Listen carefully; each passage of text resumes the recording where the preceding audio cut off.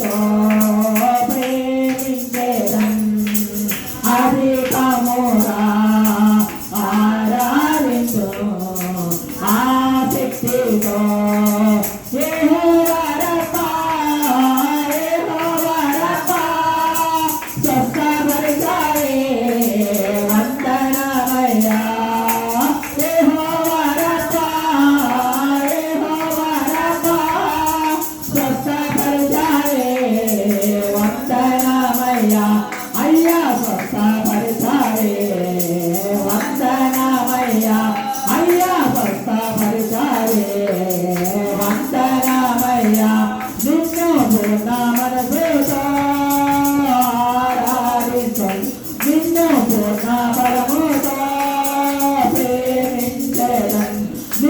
పూర్ణ మనసుతో ఆరాధించదు నిన్ను పూర్ణ బలముతో ప్రేమించదన్ ఆరాధన ఆరాధన ఆరాధన ఆరాధన ఆరాధన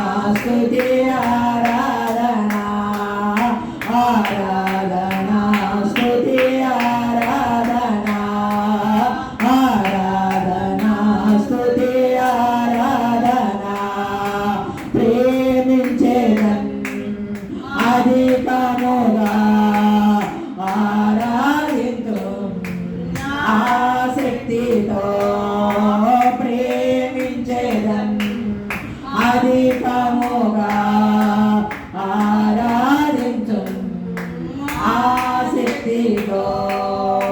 హల్లెలూయా హల్లెలూయా. దేవుని నామానికి మహిమ కలుగును గాక.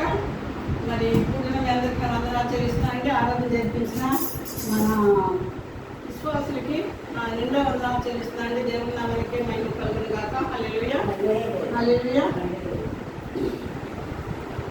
పాటలతో ఏం జరుగుతుందండి? దేవుడు సన్నిధి దిగి వస్తుంది. దేవుని నామానికి మహిమ కలుగును గాక.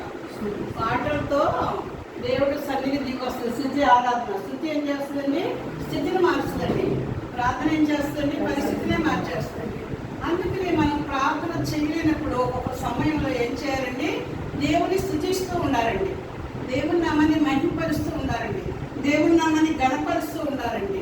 ఎందుకంటే స్థితిని మార్చేస్తామట. ఎంతసేపు స్థుతిస్తామో మనం మరణ అంచులోకి వెళ్ళిపోయినప్పటికీ దేవుడు మరణం తప్పించిన ప్రభువునే ఎక్కువ వస్తూ అంటాడండి. అందుకని మనం ఏమీ చేయలేని స్థితిలో ఏం చేయాలండి? స్థుతి చెల్లించాలండి. ఒక 10 నిమిషాలు 15 నిమిషాలు శక్తికి లోపం లేకుండా కదండి. నువ్వు చేసే పని శక్తికి లోపం లేకుండా చేయమంటాడు కదండి. మన మనసపూర్తిగా అనమాట ఏం చేయాలండి? ఒక 10 నిమిషాల ముందు, తర్వాత 15 నిమిషాలు, తర్వాత 20 నిమిషాలు ఆ స్తుతి యాగం దేవుడికి ఇష్టమైన బలెట్టండి. విరిగినలిగిన హృదయం నాకు ఇష్టమైన బలెంటాడు కదా. ఈ విరిగినలిగిన హృదయము మనం ఏం చేస్తుంది? దేవుడికి సమీపంగా, దేవుడు మనకు సమీపంగా ఉంటాడంటండి. అందుకనే స్తుతి ఆరాధన చెల్లించాలి కదండి. ఒక సీఎం వస్తున్నాడు, పిఎం వస్తున్నాడు అంటే కొంత సిబ్బంది కదండి. ఎంత సెక్యూరిటీ ఉంటుందండి ఒక సీఎం. ఓన్లీ ఒక మనిషికి సీఎం అంటే ఎంత సిబ్బంది అండి. ఆ ప్రజలందరూ గడగడ లాడిపోతున్నాడు. ఎందుకంటే ఆ ఫేవర్ అది కదండి. ఒక మనిషిని ఇంత ప్రేమిస్తుంటే వాళ్ళ కోసం ఇంత జాగ్రత్తలు తీసుకుంటుంటే మరి సృష్టికర్తే మన దేవుడు శూన్యంలో సృష్టించాడు కదా. మనం సృష్టించిన వాడి కోసం మనం ఎంతగా ఆరాధన చేయాలండి. ఎంతగా పాటలతో మనం స్థుతించాలండి దేవుడు కదండి. ఆ పాటలు ఏం చేస్తాయంటండి? దేవుడు హృదయాన్ని కదిలింపజేస్తాయంటండి. దేవుడి నామానికి మహిమ కలుగుగాక. పరలోకాన్ని కదిలింపజేస్తుంటాడు. దేవుడి నామానికి మహిమ కలుగుగాక. అందుకనే ఆయన ఆకాశం సింహాసనం, భూమిని పాదపీఠం ఆయన ఏం చేస్తాడండి? ఇలా నిలబడతాడేంటండి. దేవుడి నామానికి మహిమ కలుగుగాక. అప్పుడు ఆయన పాదాల దగ్గర మనం ఉన్నామంటండి. దేవుడి నామానికి మహిమ కలుగాక. అప్పుడు దేవుడు మనకు సమీపంగా ఉన్నాడని అర్థమైపోతాడు. దేవుడి నామానికి మహిమ కలుగుగాక. హల్లెలూయా. ఆయన ఎవరి పక్షాన్ని ఉండగా మనకి విరోధం ఎవడండి? ఎవడు ఉండడు. ఆయన బలమైన దేవుడు, బలవంతుడు. విస్తార జనులు ఘోష కంటేను, బలమైన సముద్ర తరంగంలో ఘోష కంటేను, ఆకాశం నుండి ఓ బలిష్ఠుడట. దేవుడి నామానికి మహిమ కలుగుగాక. ఆయన ఎవరండి? బలిష్ఠుడట. దేవుడి నామానికి మహిమ కలుగుగాక. మన బలహీనతలో మనకి బలమని ఇచ్చేది ఆయనే. పరిశుద్ధాత్ముడు మనలో ఉన్నాడు కనుక ఓ పక్కన బలహీనత వెంబడిస్తుంది మనం కదండి. కృంగదీయాలని చూస్తుంది. కురుంగిన వారిని లేవనెత్తాలని పరిశుద్ధాత్మ దేవుడు మనలో ఉండి లేవనెత్తుతూ ఉంటాడు, స్వస్థత ఇస్తూ ఉంటాడండి. ఆయన రక్తం మనలో ప్రవహిస్తూ ఉంటుందండి. దేవుడు మనకి మహిమ కలుగును కాదండి. ఎందుకంటే పడిపోయిన వారిని ఉద్ధరించేవాడు ఆయన, కురింగిన వారిని లేవనెత్తేవాడు ఆయన. అందుకనే దిగనించి భూమికి దేవుడు లోకరక్షకుడుగా రావాల్సి వచ్చింది భూమికి. ఎందుకు? పాపుల కొరకు. ఎవరు పాపంలో ఉన్నారు? ఎవరు పాపంలో ఉన్నారని వచ్చారండి లోకరక్షకుడుగా ఆయన? మీరా, నేనా?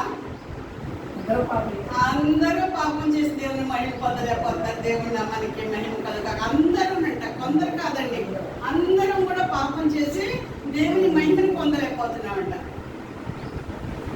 దేవుడు ఒక్కడే పరిశుద్ధుడు, నీతిమంతుడు కదండి. దేవుడు ఒక్కడే పరిశుద్ధుడు. నేను పరిశుద్ధుని, మీరు పరిశుద్ధులుగా ఉండడు అన్నాడు. నేను నీతిమంతుడు, మీరు నీతిమంతులుగా ఉండడు అన్నాడు. కానీ మనం ఏం చేస్తామండి? పరిశుద్ధతను పక్కన పెట్టాలని చూస్తుంటాం. ఓవర్ థింక్ అనమాట. దీన్నే ఓవర్ థింక్ అంటారు కదండి. మనం ఏంటంటే ఎక్కువగా ఆలోచిస్తాం లోకం గురించి కదా, మందే జ్ఞానం అని. ఇది ఓవర్ థింక్ అంటారు కదండి. అందుకని మనం అది అందులోకి వెళ్ళకూడదు, కానీ మనం లైట్గా తీసుకోవాలండి. ఏంటది? మన జ్ఞానాన్ని లైట్గా తీసుకోవాలండి. అప్పుడు ఈ ఓవర్ థింక్ ఎవరి మీద ఉండాలండి? యేసుక్రీస్తు ప్రభువు మీద ఉండాలండి. దేవుని నామానికి మహిమ కలుగును గాక కదండి. సృష్టికర్త మీద ఉండాలంటండి, సృజించిన వారి మీద ఉండాలంటండి. మనం సృజించిన ఆయనే కనుక ఆ సృష్టిని మర్చి, సృష్టికర్తను మర్చి సృష్టిని పూజిస్తున్న వారి కోసం ప్రార్థన చేసే వారిగా ఉండాలంటండి. ఈ పొద్దున లెక్క అప్పచెప్పవలసిన వారమై ఉన్నామండి. ఎందుకంటే మనం రక్షించబడ్డామని చంకలు కొట్టుకుంటే కుదరదండి. మన కుటుంబాలు, మన బంధుమిత్రులు, మన కలిగిన వారు, మనం చూస్తున్న వారు, మనం చూస్తున్న వారు రక్షణ పొందారా లేదా? చిన్న మాట చెప్పాలంటండి. నేను చూసిన ప్రతి బిడ్డ కుటుంబం, నన్ను చూసిన ప్రతి బిడ్డ కుటుంబం యేసు నామములో రక్షణలోకి వచ్చుదురు గాక. సరిపోద్దండి. నాకు కనపడు ప్రభు నాతో మాట్లాడు, మాకు కనపడు మాతో మాట్లాడు, అందరి కనపడు అందరితో మాట్లాడు. హృదయపూర్వకంగా ఎప్పుడైతే మనం మాట పలుకుతామో దేవుడు ఏం చేస్తాడండి? ఆయన యేసు రక్తాన్ని ముద్రేస్తాడండి. ముద్రించే దేవుడు అండి. మన ప్రార్థనకి యేసు రక్తాన్ని ముద్ర వేస్తాడంటండి, స్టాంపు కదండి. ఎగ్జామ్స్ వెళ్తే ఎలాగ మనకి రైట్ కొట్టి స్టాంపులు వస్తాయో అలాగ పాస్ మార్కులు అలాగ మనం ఏంటంటే దేవుని దృష్టిలో ఆయన అకౌంట్లో ఉంటుందండి. జీవ గ్రంథంలో లెక్కించబడతా ఉంటాడు. మన ప్రార్థనకి అది వెరిఫై చేస్తూ ఉంటాయండి అక్కడ దేవదూతలు కదండి. జీవ గ్రంథం లెక్కించే వారు ఉంటారండి కదండి. ఆ లెక్కింపులో మనం ఎలా ఉండాలండి? 100% కూడా రావాలా? కొంచెం చాలు ప్రభు అంటాం మనం. మొత్త మిలియన్ ఇంకా కావాలండి, ఇంకో మొత్త కావాలండి. అవునండి, మొత్త మిలియన్ అయితే ఇంకో మొత్త మిలియన్ చాలేదు మీనాక్షి కదండి. మరి పార్టీ చేయాలి, మొత్త మిలియన్ తెప్పిస్తాను కదా. మరి అలాగే దేవుడు చేసిన కార్యాలు మనం ఏం చేశారో విందు చేసుకోవాలంటే ఆయన సాక్షార్థంగా ఏం చేయాలంట? విందు చేసుకోవాలి. ఇంకో కార్యం చేస్తాడనమాట. అప్పుడు ఆయన సాక్షార్థం, ఆయనకి సాక్ష్యం చెప్పుకొని ఆయన సాక్షిగా ప్రతి చోట నీ సాక్షిగా ప్రభువా నిన్నుండో నాట్లు ఆత్మాభిషేకము నిమ్ము ఆత్మీయరుకుండ ఆత్మాభిషేకము నిమ్ము ఆత్మీయరుకుండ కదండి. ఆ ప్రతి చోట కూడా ఆయనను పరిశుద్ధాత్మ మీదకి వచ్చి శక్తిని అందుకుంటారు. యోధేర్షం సమయ బోధ దినంత వరకు నాకు సాక్షులుగా ఉంటారు. మీరు ప్రపంచం యావత్తులో కూడా నాకు సాక్షులుగా వాడబడతారని దేవుడు ఏం చెప్తాడండి? అపోస్తలుడు ఎందులో చెప్తాడండి?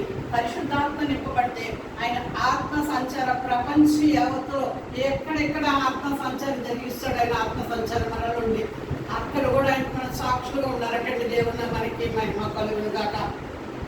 అమెరికాలో ఉంటామా, ఆఫ్రికాలో ఉంటామా, ఆస్ట్రేలియాలో ఉంటామా, కెనడాలో ఉంటామా, మనం ఎక్కడ ఉండాలనుకొని ఎక్కడ ఉండాలో దేవుడికి తెలుసు, మనం కాదండి. అక్కడ కూడా దేవుడికి సాక్షులుగా ఉండాలంటే దేవుడు మనకి మహిమ కలుగును గాక కదండి. అవునా? అక్కడ కూడా మనం దేవుడికి సాక్షులుగా ఉంటామంటండి. సాక్ష్యం చెప్పడానికి సిగ్గుపడకూడదు కదండి.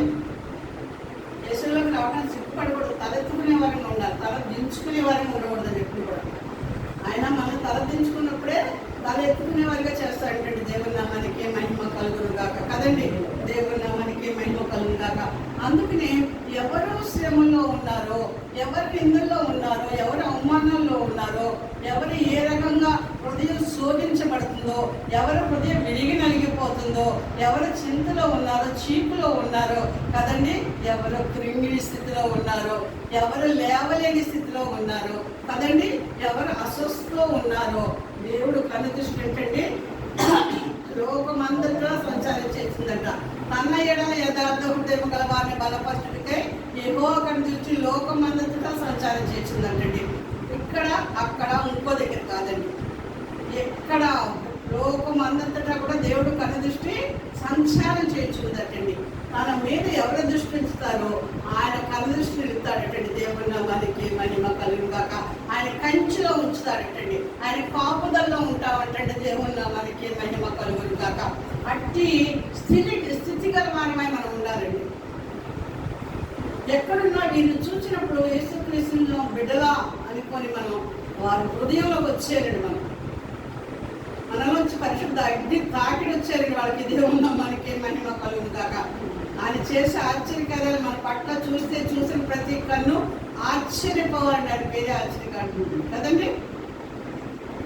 మనమే భ్రాంతి అందాలంటే దేవుడు చేసిన ఆశ్చర్యకార్యాలు చూసారంట. భూలోకం సరిపోలేదని యోహాన్ గారు సాక్ష్యం ఇస్తాడు కదండి. రాయటానికి భూలోకం సరిపోదట దేవుడు చేసిన ఆశ్చర్యకార్యాలు. అలాంటి అద్భుత క్రియలు ఆశ్చర్యకార్యాలు చేసే మన దేవుడు అండి, సృష్టికి కర్త. తండ్రి గాను, కుమారుడు గాను, పరిశుద్ధాత్మేయుడు గాను, త్రియేక దేవుడుగా, ఆది సంతులు, ఆది అంతం లేదుగా, అద్వితీయ దేవుడుగా, నిత్యుడు, తండ్రిగా, సమాధానకర్తగా, శక్తిమంతుడుగా, సున్నాన సంపుడుగా, స్తుతి గానాలకు వారసుడుగా. స్తుతి గానాలకు వారసుడు ఏంటండి ఆయన మనం స్వతంత్రంగా చేసుకున్నాడు, వారసుడుగా చేసుకున్నాడు. దాసత్వమని కాడికి వెళ్ళొద్దన్నాడు కదండి. వారసత్వం తీసుకున్న తర్వాత వారసులు చేసుకున్నాక ఇంకా దాసీత్వం కాడికి వెళ్ళొచ్చండి. వారసుగా చేసుకుని స్వతంత్రంగా చేసుకున్నాడు. ఇంకా దాసత్వాన్ని కాడికి ఎందుకులో వారసుడు అనేవాడికి చెప్తారండి. ఇంటి గుర్తు అంతా నాకు ఇంత ఆస్తి ఉంది, అంత ఆస్తి ఉందని. వారసుడికే కదా మనం వారసులం కదా. కౌంటింగ్ వాడికి మీరు కౌంటింగ్లోనే ఉండాలి అంతేనండి. కౌంట్ చేసుకుంటే ఇంకా ఆయన ఇచ్చినది వరాలని. అందుకే ఆయన ఎంతమంది సూచిస్తారో, ఆయన నామాన్ని ఎంతమంది కనపరుస్తారో కదండి, అంతమందికి కూడా దేవుడు కుమార్తెలను బట్టికి ఆయన ముద్ర వేస్తున్నాడంటండి. దేవుని నామానికి మహిమ కలుగును కాక కదండి. ముద్ర ఉంగరం అండి కదండి. దేవుని నామానికి మహిమ కలుగును కాక. అది లోకాసు వార్త 2వ అధ్యాయం 8 నుంచి చూడండి 14 వరకు.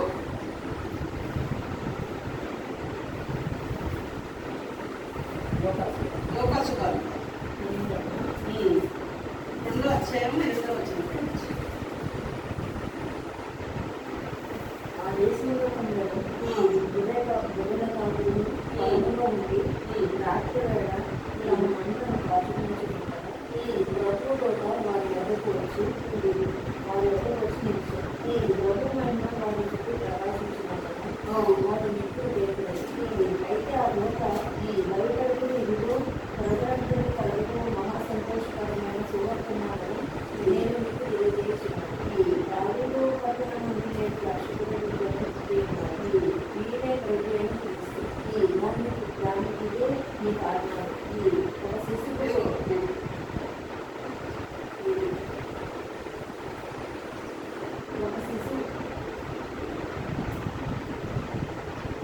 ఒక శిశువు పొత్తిగుడ్డగా చుట్టుపడి ఒక తొట్టిలో పనులేముట మీరు చూసేదని వారితో చెప్పాడు. వెంటనే పరలోక సైన్య సమూహం ఆ దూతతో కూడా నుండి సర్వోన్నతమైన స్థలంలో దేవుని మహిమ ఆయన కృష్ణులైన మనిషి భూమి మీద సమాధానము కలుగుగాక అని దేవుని స్తోత్రము చేయుచుండెను. ఏంటంటే ప్రపంచంలో దేవుడు ఏంటంటే భూలోకం అంతట్లో ఎవరు శ్రమల పాలవుతున్నారా, ఎవరు కష్టపడుతున్నారా, ఎవరు ఎవరు చీకట్లో ఉన్నారా అని చెప్పేసి దేవుడు తేరి చూసినప్పుడండి గొల్లలంటండి. ఈ భూలోకం అంతట్లో కూడా గొల్లలు చీకట్లో ఉన్నారటండి. దేవుని నామానికి మహిమ కలుగాక. చెట్లు పుట్టలు పొలాల్లో ఏం చేస్తున్నారండి? గొర్రెలు కాసుకుంటూ రాత్రి వేళందంటండి ఈ పొలం నుంచి ఆ పొలంలో, ఈ ఊరి నుంచి ఆ ఊరికి అలాగా వాళ్ళు ప్రయాణిస్తున్నారటండి. వాళ్ళు చీకట్లో ఉన్నది ఎవరండి? గొల్లలే ఉన్నారటండి అప్పట్లో. అందుకనే వారు అలాంటి కష్టంలో, ఎందుకంటే సమస్త జీవరాశుల్లో ఉంటున్నారటండి వాళ్ళు. సమస్త జీవరాశులు అంటే ఎంత భయంకరం అండి. సమస్త జీవరాశుల్లో జీవనం వాళ్ళు సాగిస్తున్నారంటండి కదండి. అందుకనే దేవుడు భూలోకం అంతా తేరి చూస్తే చీకట్లో ఉన్నవారు ఆ రోజుల్లో గొల్లలో కనపడ్డారంటండి. దేవుడు నామానికి మహిమ కలుగుగాక. అందుకనే దేవుడు ఏం చేశాడండి, మరి ఆ దేశంలో కొందరు గొర్రెల కాపర్లు పొలములో ఉండి రాత్రి వేళ తమ మందను కాచుకొనిచుండగా ప్రభువు దూత వారి వద్దకు వచ్చి నిలిచేను. వారి వద్దకు వచ్చి నిలిచిందన్న ప్రభువు దూత, ప్రభువు మహిమ వారి చుట్టూ ప్రకాశించినందున వారు మేకిలి భయపడిరి. అయితే ఆ దూత భయపడుకుడి, ఇదిగో ప్రజలందరికీ, వీళ్ళని భయపడతో చెప్తున్నాను, ప్రజలందరికీ వర్తమానం తీసుకొచ్చిందని దేవుని నామానికి మహిమ కలుగుగాక. అయితే ఆ దూత భయపడుకుడి, ఇదిగో ప్రజలందరికీ కలగబో మహా సంతోషకరమైన సువర్తమానము నేడు మీకు తెలియజేస్తున్నాను. దావీదు పట్టణమందు నేడు రక్షకుడు మీ కొరకు పుట్టి ఉన్నాడు. ఈయన ప్రభు అయిన క్రీస్తు. దానికి ఇదే మీ కాల్మాలు. ఒక శిశువు పొత్తి గుడ్డలతో చుట్టబడి ఒక తొట్టిలో కొండుకొని ఉండుట మీరు చూచుదురని వార్త చెప్పిన వెంటనే పరలోక సైన్య సమూహము ఆ దూతతో కూడా నుండి సర్వోన్నతమైన స్థలంలో దేవునికి మహిమయు ఆయనకి ఇష్టమైన మనుషులకు భూమి మీద సమాధానము కలుగును గాక అని దేవుని స్తోత్రం చేయుచున్నాను. దేవుని నామానికి మహిమ కలుగును గాక. ఎవరు కష్టాల్లో ఉన్నారో, ఎవరు చీకట్లో ఉన్నారో దేవుడు కన్నదృష్టి అంట తన ఎడల భయభక్తుల వారి యెహోవా కన్నదృష్టి లోకమందంతటా సంచరించే దినవృత్తాంతం 9:16 ఉంటుందండి. తన ఎడల యథార్థోద్యమని బలపరచుడికై యెహోవా కన్నదృష్టి లోకమందంతటా సంచారం చేయించుదటండి. దేవుని నామానికి మహిమ కలుగాక. ఆయన కన్నదృష్టిలో ఉంటే ఆయన కంచిలో ఉంటాం మనం కదండి. మనం ఏం చేస్తామంటే ఒక గ్రౌండ్ ఏర్పాటు చేసుకున్నాం కదండి. ఒక ఆట ఆడుకునేటప్పుడు కానీ ఒకటి దేని గురించి అయినా సరే గ్రౌండ్ ఏర్పడుతుంది. అక్కడ ఆ గ్రౌండ్లో దేవుడు గ్రౌండ్లో మనం ఉంచాడంట. దేవుడు నామానికి మహిమ కలుగాక. ఆయన కంచిలో కాపుదల్లో ఉంచాడంట. ఎవరి శ్రమలో విరిగి నలిగిన హృదయం నాకు ఇష్టమైన బలి ఉంటాడు. అందుకనే దావీదు భక్తుడు దేవా నా విరిగి నలిగిన హృదయం అంటాడు కదండి. విరిగి నలిగిన హృదయం దేవుడికి ఇష్టమైన బలి అంటండి. మన హృదయం విరిగి తెచ్చారండి, నలిగి తెచ్చారండి, ఆయనకి ఇష్టమైన బలి అంటండి. అప్పుడు దేవుడు స్తుతిస్తూ ఉంటే అయ్యో ఈ స్థితిలో కూడా నన్ను స్తుతిస్తున్నాను నన్ను నా బిడ్డలని చెప్పేసి ఆయన బిడ్డలు అలా ఉండటం ఆయనకి ఇష్టం ఉండదు కనుక ఆయన ఏం చేస్తాడు, ఈ చీకట్లో ఇదిగో ప్రజలందరికీ కలగబో మహా వెలుగు ప్రకాశించిందంట. వారు మిక్కిలి భయపడ్డారంట. ఎందుకండి ఎప్పుడు వెలుగు చూడలేదండి కదండి. దేవుని నామానికి మహిమ కలుగాక. దేవుళ్ళు ఒక రాకముందు మనకు వెలుగు ఉండదు కదండి. చీకట్లో ఉంటాం. మనం ఏ పని చేసినా మనకు తెలియదు. తప్పు చేసినా తెలియదు, ఒప్పు చేసినా తెలియదండి. అంతా ఒకటే అనుకుంటాం. కానీ జీవపు వెలుగులోకి వచ్చిన తర్వాత, జీవాధిపతిలోకి వచ్చిన తర్వాత, జీవాధిపతి మనలో ఉన్నప్పుడు అది చీకటి ఏంటో వెలుగేంటో కదండి మనకు అన్నీ అర్థమైపోతుంది కదండి. మనకి ఆయన వెలుగు ప్రజ్వలింపజేస్తాడు. అనేకులు వెలిగించడానికి మనల్ని ఆయన పాత్రలుగా మాత్రం వాడుకుంటాడు. దేవుని నామానికి మహిమ కలుగుగాక. వాళ్ళు చీకట్లో ఉన్నవాడు అనేకులు ఈ జీవపు వెలుగులోకి వస్తారు. మనలో ఉన్న యేసే దగ్గరికి, మనలో ఉన్న యాజకుడి దగ్గరికి పరిగెట్టుకుంటూ వస్తారంటే దేవుని నామానికి మహిమ కలుగుగాక. హల్లెలూయా. అలాంటి దేవుణ్ణి మనం కలిగి ఉన్నామండి. అందుకని ఆయన అంటాడు, అయితే దూత భయపడుకుని ఇదిగో ప్రజలందరికీ కలుగు మహా సంతోషకరమైన సువర్తమానం అంటే శుభవార్త. సువర్తమానం అంటే శుభవార్త అండి, దేవుని వార్త అండి. దేవుని నామానికి మహిమ కలుగుగాక. యేసుక్రీస్తు ప్రభు వార్త అండి. ఎందుకంటే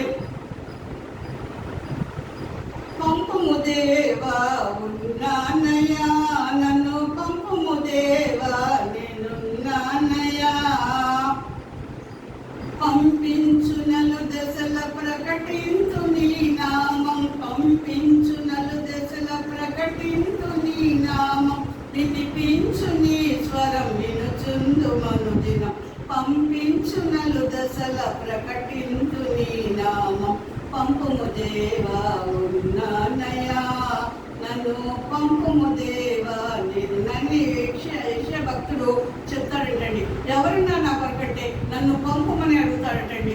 అప్పుడు అగ్నిలోంచి తీసిన కారుతో తీసిన నొప్పి వచ్చి ఈ పెదాలకి నాలుగు ముట్టినప్పుడు పరిశుద్ధపరచబడుతుందంటండి. అందుకని దేవుని స్తుతించగలడు, దేవుని నామాన్ని మహింపరిచి అనేక శ్రమలకు లోనైనప్పటికీ అనేక అన్ని జనాము దేవుళ్ళకి ఒక నడిపించే సాధనం అనమాట అండి. అందుకని ఆ దూత ప్రజలందరికీ కలుగు మహా సంతోషకరమైన సువార్తమానం నేను మీకు తెలియజేసిన దావీదు పట్టణంలో నేడు మీ కొరకు రక్షకుడు పుట్టి ఉన్నాడు కదండి. ఈయన ప్రభు అయిన క్రీస్తట. దానికి ఇదే మీ కానవాలు ఒక శిశువు పత్తి కూడా చుట్టబడే చెట్టులో పొడి ఉండటం మీరు చూచెదరు అని భారత చెప్పారు. వెంటనే పరలోక సైన్యం దిగిపోయిందటండి, దూతల సైన్యం దిగిపోయిందటండి. మనం ఇక్కడ ఉన్నది మన ముగ్గురమే కాదండి, దేవుని నామానికి కొంతమంది దూత గణంతో ఉన్నాడు. దేవుని నామానికి మహిమ కలుగాక. ఎందుకంటే ఆయన పరలోక రాజ్యం మనలో ఉంది కనుక, తండ్రి గారు ఒక మాట గారు పరిశుద్ధాత్మ దేవుడు మనలో ఉన్నారు కనుక, మనతో ఉన్నారు కనుక ఈ సైన్యం ఈ సిబ్బంది ఏమైందండి పరలోకం నుంచి దిగిపోయిందంటండి. దేవుని నామానికి మహిమ కలుగాక కదండి. వెంటనే ఏమైందంటే పరలోక సైన్య సమూహం ఆ దూతతో కూడా నుండి సర్వోన్నతమైన స్థలంలో దేవునికి మహిమయు ఆయనకి ఇష్టమైన మనుషులు భూమి మీద సమాధానం కలుగును కాక అని మరి దేవుని స్తోత్రం చేయించుండేటండి. దేవుని నామానికి మహిమ కలుగును కాక. దేవునికి మన పరలోక దూతల సమూహం ఉంటే ఏంటండి మనకి కదండి, మనకి ఆత్మీయ నేత్రాలు తెలిస్తేనే కనపడతాయి, లేకపోతే మనకు కనపడదండి. ఆ సిబ్బంది కదండి దేవుని ఆరాధించడానికి, దేవుని నామాన్ని మహింపరచడానికి పరిశుద్ధాత్మీయుడు కూడా మనకు సహాయపడతాడు. దేవుని నామానికి మహిమ కలిగిన కాక. మనతో కలిసి కూడా ఆయన పరిశుద్ధాత్మీయుడు మన